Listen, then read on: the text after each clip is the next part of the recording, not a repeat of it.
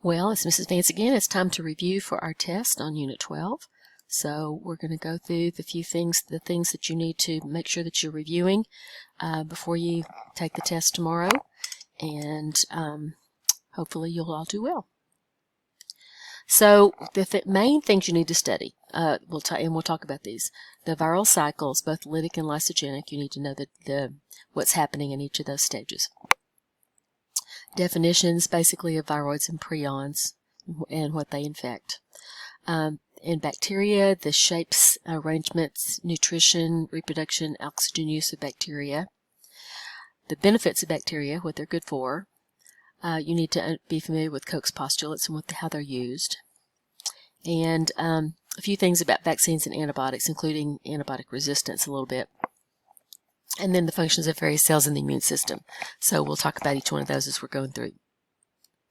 So the lytic and lysogenic phases, be able to identify what's happening in each of these stages. Remember that in the lytic cycle, this is the active viral infection. The virus DNA is taking over the cell, making the cell produce new components of the virus. And then the cell lyses and releases the viruses into the environment to infect other cells. The same sorts of things, although this shows the lytic phase of a bacteriophage, the same sorts of things happen in viruses that infect eukaryotes as well. In the lysogenic cycle, that's when after the injection of the viral genome into the cell, the viral genome actually becomes part of the bacterial chromosomes, or the cell's chromosomes in the case of a provirus. And every time that cell undergoes replication, normal replication, the viral DNA or viral genome is copied as well, producing lots and lots of cells that have the virus genome inside the cell. And then some kind of environmental stressor can cause the cells that are infected with the virus to enter the lytic cycle and go into the active phase of causing infection. So viroids are sort of like viruses without a capsid. They are small circular RNA molecules that infect plant cells, and they only infect plant cells. Whereas prions are kind of like the capsid without the DNA or the RNA. These are infectious proteins that cause degenerative brain diseases in animals, like mad cow disease is an example of a prion disease in mammals. For bacteria, be able to identify bacteria by shape and arrangement. You need to know that a coccus or cocci are spherical ones, bacillus or bacilli are rod-shaped, and spirilla or spiral ones, spirilla or spirochetes are the spiral ones. Staphylo means a cluster, strepto means a chain. Those are the only ones that you need to worry too much about. We talked a little bit about the others in that one worksheet, but that's really all you need to know is clusters and chains.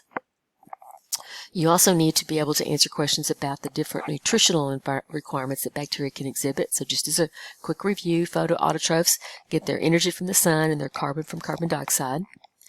Photoheterotrophs get their energy from the sun and carbon from organic molecules. Chemoautotrophs get their energy from inorganic molecules and carbon from CO2. And then chemoheterotrophs get their energy from inorganic molecules and their carbon from organic molecules. So lots of different varieties of nutrition in bacteria that aren't present. All of these aren't present in eukaryotes. Be able to identify bacteria by their oxygen requirements. So an obligate aerobe requires free oxygen to live. Facultative anaerobes use oxygen when it's there, and when it isn't, they are able to undergo fermentation or anaerobic respiration. And obligate anaerobes require the absence of oxygen, which is toxic to them, and all of their respiratory functions are done anaerobically.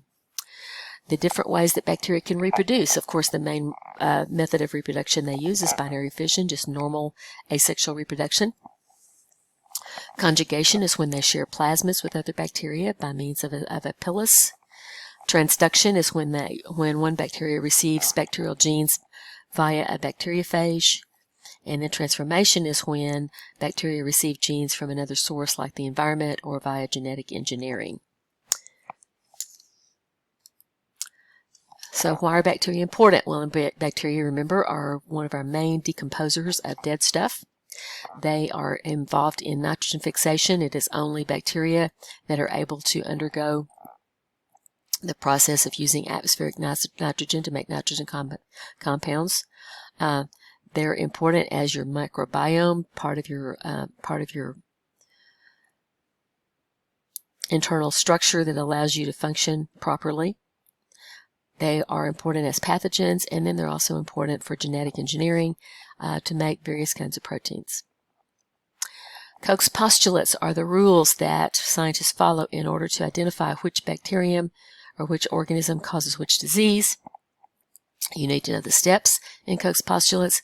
You need to find the bacteria in every case of the disease, be able to isolate and grow the bacteria in pure culture, use the cultured bacteria to infect an uninfected animal causing the same disease, and then be able to isolate the same bacteria from the newly infected animal. And that just proves, that's basically the steps that you need to undergo to prove that a particular bacterium causes a particular disease. Vaccines, remember, are made from a killed or inactivated pathogen or molecules from it. They stimulate the immune response with memory cells and antibodies, really important for protecting us from infectious diseases. Antibiotics are products of molds and other kinds of organisms like molds that inhibit bacterial growth, mostly by interfering with the formation of new cell walls. And remember, if that bacteria can't form new cell walls, they can't grow. Really important, both bacterial and viral diseases may be prevented with vaccines, but only bacterial diseases can be treated with antibiotics. Antibiotics only work on living cells, specifically because of the interference with cell wall formation before they can grow, and viruses have neither cell walls nor can they grow. The immune system has two main parts. The nonspecific immunity is innate. That includes the inflammatory response and natural killer cells and macrophages that help take care of some of those invaders before they can take hold. And then, of course, the complement system, the system of chemicals that can be used to help stop the growth of pathogens inside the body. Specific immunity is also called adaptive immunity, and there are two main parts of that. The humoral immunity involves B cells, plasma cells, and antibodies.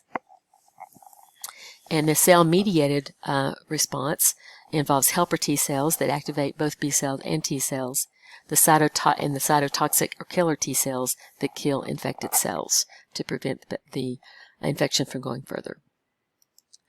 The immune system, this is a nice little concept map, I guess, basically, to help you review that. So the body's defenses include innate immunity, which is present at birth and is found in both vertebrate and invertebrate animals.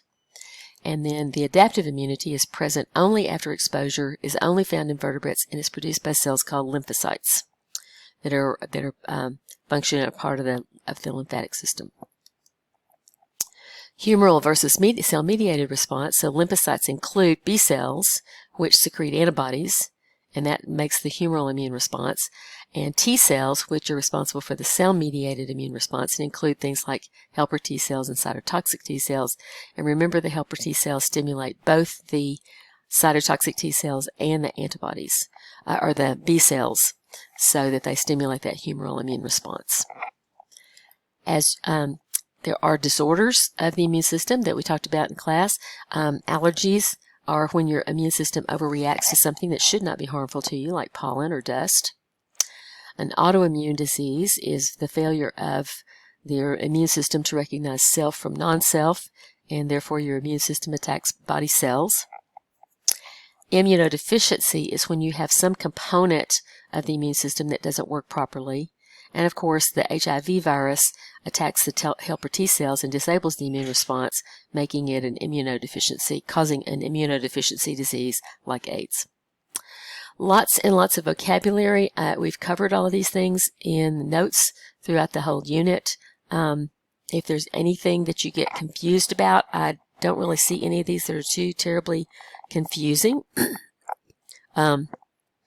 Gram-negative and gram-positive, remember, that's a type of staining process that helps identify groups of bacteria from each other based on their cell wall formation. The gram-negative bacteria have a complex cell wall that includes a little bit of peptidoglycan plus 2 membranes. on both sides of the peptidoglycan, and they turn pink. The gram-negative ones are pink from the gram staining process. The gram-positive bacteria have a lot of peptidoglycan and are purple after the staining process. Other than that, there's not really anything that I don't think we talked about in the review. So if you have any questions, send me a message on Schoology. I'll be glad to help you with anything I can. Good luck on your test, and study hard.